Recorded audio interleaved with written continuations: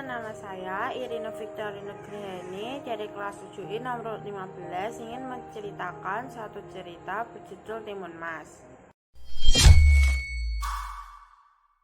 Dahulu kala di Jawa Tengah ada seorang janda yang sudah tua, Mbok Rondo namanya.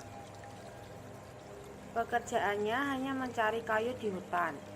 Sudah lama sekali Mbak Rondo ingin mempunyai seorang anak, tetapi dia hanya seorang janda miskin, lagi pula ia sudah tua, mana bisa ia mendapatkan seorang anak. Pada suatu hari, sehabis mengumpulkan kayu di hutan, Mbak Rondo duduk beristirahat sambil mengeluh ingin memiliki anak. Tiba-tiba bumi bergetar dan muncul raksasa dengan wajah menyeramkan. "Hai Mbak Rondo, kamu menginginkan anak ya? Aku bisa mengabulkan keinginanmu. Tapi ada syaratnya. Kalau anakmu sudah berumur 16 tahun, kau harus menyerahkannya padaku. Dia akan kujadikan santapanku." Hohohoho. Karena begitu inginnya dia mempunyai anak, maka Mbak Rondo tidak berpikir panjang lagi, sehingga ia setuju dengan syarat yang diberikan raksasa. Kemudian raksasa itu memberi biji mentimun kepada Mbak Rondo. Mbak Rondo segera pulang dan menanam benih itu di halaman belakang. Setiap hari Mbak Rondo selalu menyirami biji mentimun itu. Ajaib, 2 minggu kemudian tanaman itu sudah berbuah banyak sekali. Di antara sekian banyak buah mentimun yang tumbuh, ada satu buah yang sangat besar. Kalau tertimpa sinar matahari, buah itu akan berkilau seperti emas. Mbok Rondo sangat tertarik pada buah mentimun yang paling besar itu. Ia memetiknya, mengambil pisau dan membelah buah itu. Ternyata ada seorang bayi perempuan yang sangat cantik. Ternyata raksasa itu tidak berbohong. Sekarang aku mempunyai seorang anak perempuan. Aduh, senangnya hatiku. Mbok Rondo sangat bergembira. Ia menamakan bayi mungil itu Timun Mas. Timun Mas tumbuh menjadi seorang gadis jelita. Mbok Rondo sangat menyayangi Timun Mas. Pagi itu sangat cerah. Mbok Rondo dan Timun Mas bersiap pergi ke hutan untuk mencari kayu. Tiba-tiba, boom, boom, bumi bergetar. Lalu disusul suara tawa menggelegar.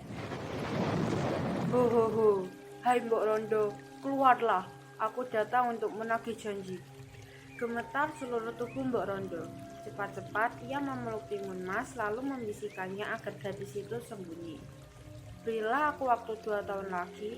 Kalau Timun Mas aku berikan sekarang, tentu kurang lezat untuk disantap. Tubuhnya masih kecil. Benar juga. Baiklah, 2 tahun lagi aku akan datang. Kalau bohong, kamu akan kutelan mentah-mentah. 2 tahun kemudian, Timun Mas sudah dewasa. Tapi Mbok Rondo cemas jika teringat akan janjinya kepada raksasa. Esok harinya, Mbok Rondo pergi ke Bukit Gandul. Di sana, ia bertemu dengan seorang petapa. Petapa itu memberikan 4 bungkusan kecil yang isinya biji timun, jarum, garam, dan terasi. Sesampainya di rumah, ia menceritakan perihal pemberian petapa itu kepada Timun Mas. Demikianlah hari pun berganti hari. Tiba-tiba bumi berguncang bertanda rasa datang.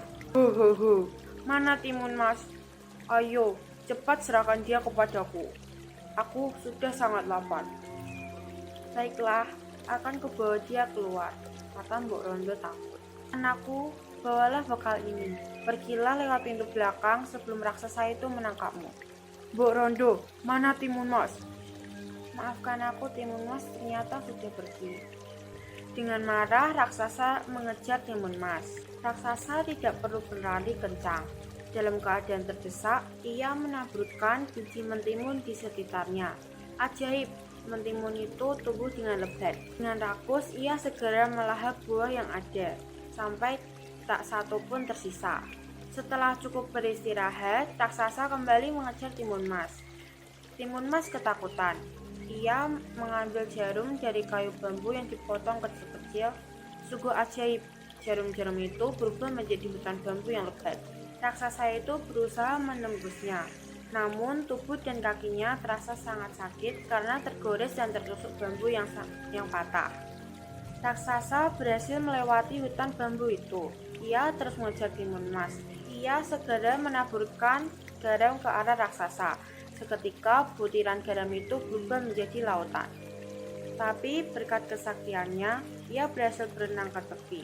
Ia kembali mengejar Timun Mas. Timun Mas melemparkan isi bungkus yang terakhir. Terasi itu langsung dilemparkannya ke arah raksasa. Tiba-tiba terbentuklah lautan lumpur yang mendidih. Raksasa terkejut sekali. Dalam sekejap, tubuhnya ditelan lautan lumpur. Dengan segala upaya, ia berusaha menyelamatkan diri. Tubuhnya pelan-pelan tenggelam ke dasar. Timun Mas bisa bernafas lega setelah selamat dari bahaya maut. Ia segera berjalan ke rumahnya. Timun Mas disambut bahagia oleh Mbok Rondo.